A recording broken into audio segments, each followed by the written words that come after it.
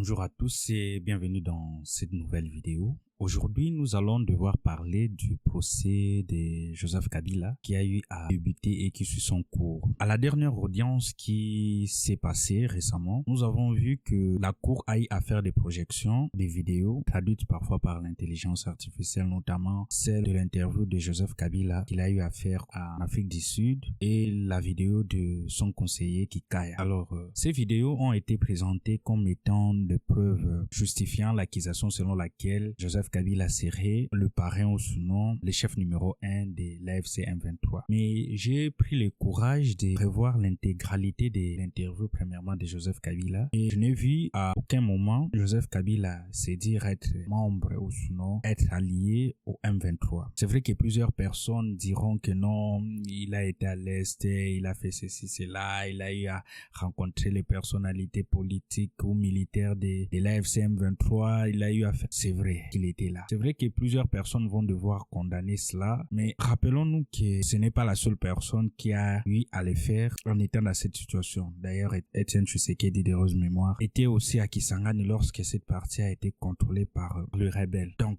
c'est pas ça le débat. Je suis pas venu pour faire sa défense, mais j'aimerais que nous puissions un peu réfléchir et prendre de la hauteur parce que on parle quand même d'un ancien président qui a eu à diriger ces pays pendant 18 ans et qui a eu aussi à faire face à cette situation. Et que normalement, on ne devrait pas être là plutôt pour lui fanatiser ou sinon prendre des choses à la légère. Pour porter une telle accusation, en l'occurrence, c'est des crimes contre l'humanité, crimes d'épée, on parle même de viol là-dedans. Il faut vraiment avoir des preuves solides quand on se lance dans de telles accusations. Parce que aujourd'hui, si ce sont ces preuves-là qu'on présente comme étant fondement des accusations, je pense qu'on est beaucoup trop léger. Parce que pour moi, je pensais dès les départs, je disais déjà que on sait c'est pourquoi on accuse Joseph Kabila, mais on ne sait pas ce qu'il a eu à faire effectivement pour être accusé de cela. Parce que prendre les deux vidéos ou sinon couper une partie de la vidéo de son conseiller Kikaya et pour présenter cela comme étant preuve qu'il est le parrain ou sinon le chef numéro 1 de l'AFC M23, je pense que c'est vraiment à la limite du ridicule. Parce que quand on voit même cette interview, au tout début, il a eu à parler de l'objectif de Joseph Kabila et la recherche de la paix. Mais on prend juste la partie où il a eu à dire que les objectifs de Joseph Kabila seraient aussi ou sont le même que ceux de l'AFC M23, c'est-à-dire de lutter contre la tyrannie, parce que c'est ce qu'il a eu à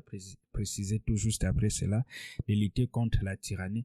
Je pense qu'utiliser cette partie-là pour dire ou sinon affirmer directement que Joseph Kabila, c'est lui le parrain ou sinon le chef numéro 1 de l'AFC M23, c'est pas suffisant. Et je dirais que nous ne sommes pas sérieux. Le gouvernement n'est pas sérieux. Alors, j'attends plus des preuves par rapport à cette situation que de se limiter de parler de ces deux vidéos-là comme étant des preuves solides et irréfutables pour accuser une personnalité de cette envergure-là. Parce que d'ailleurs, à la fin, on sait tous comment ça va se terminer, ce soit par une grâce ou sinon que même la procédure sera suspendue et autres. Parce que je vois même pas et je vois pas comment ou qui ira arrêter Joseph Kabila pour l'amener en Ndolo ou sinon à Makala, comme je l'ai eu à le dire dans la précédente vidéo où je parlais de Joseph Kabila. Et j'aimerais aussi porter une petite précision par rapport aussi à cela. Disons que quand on dit que le conseiller Kikaya a dit que les objectifs de Joseph Kabila seraient les mêmes que ceux de l'AFC M23, je pense qu'à un certain niveau, des personnes qui peuvent ne pas avoir des liens dans leur structure ou sinon dans leur fonctionnement ou raisonnement peuvent aussi à un certain moment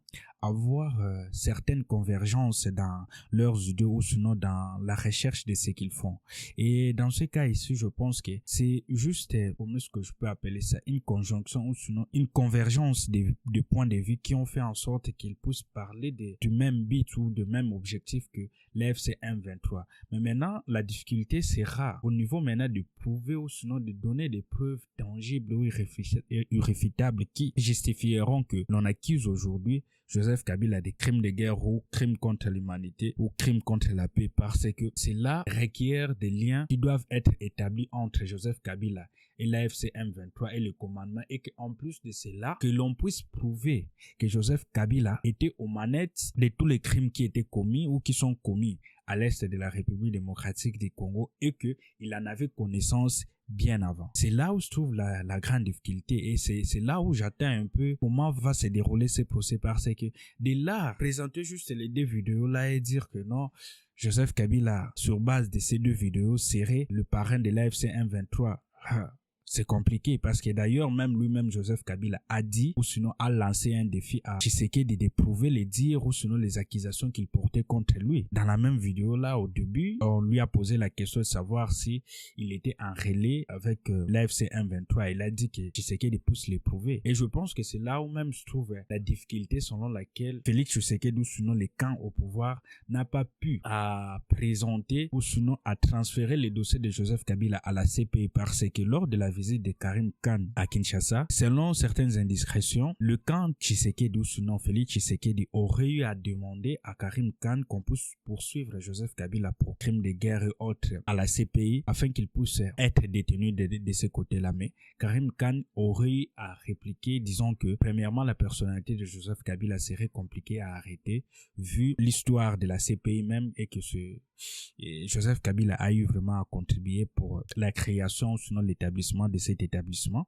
Je parle ici de la CPI, mais qu'en plus de cela, il faudrait des preuves vraiment tangibles et des preuves solides pour arriver à établir cette accusation parce que ce n'est pas un dossier de moindre ou ce n'est pas par sentiment, par ambition politique qu'on va seulement venir comme ça et puis accuser quelqu'un ou sinon la personne de Joseph Kabila d'être en lien ou sinon en relais avec l'AFC M23. Il peut parler avec eux bien sûr et cela certaines personnalités qui sont dans l'AFC M23. Joseph Kabila a une certaine influence sur ces personnes-là parce qu'il a eu à diriger ces personnes-là, il a eu à être avec eux et certaines personnes lui sont même redevables de ce qu'ils sont devenus aujourd'hui. Alors ça ne veut pas dire directement qu'il est dedans ou sinon qu'il est le chef de l'AFC M23. Donc j'espère bien qu'à la prochaine audience, il y aura beaucoup plus de preuves qui seront irréfutables parce que d'ailleurs, ça bouffe déjà de l'argent. Les avocats de la République ont eu à réclamer plus de 2 millions qui leur a été accordé pour ces procès. Donc c'est pas quelque chose qui est là comme du théâtre ou quelque chose qui va seulement passer comme ça, mais ça bouffe aussi. Sinon, ça fait en sorte que l'on puisse aussi utiliser les trésors publics. Alors c'est à nous maintenant de prendre un peu une certaine hauteur et savoir ce qu'on vise parce qu'au-delà aussi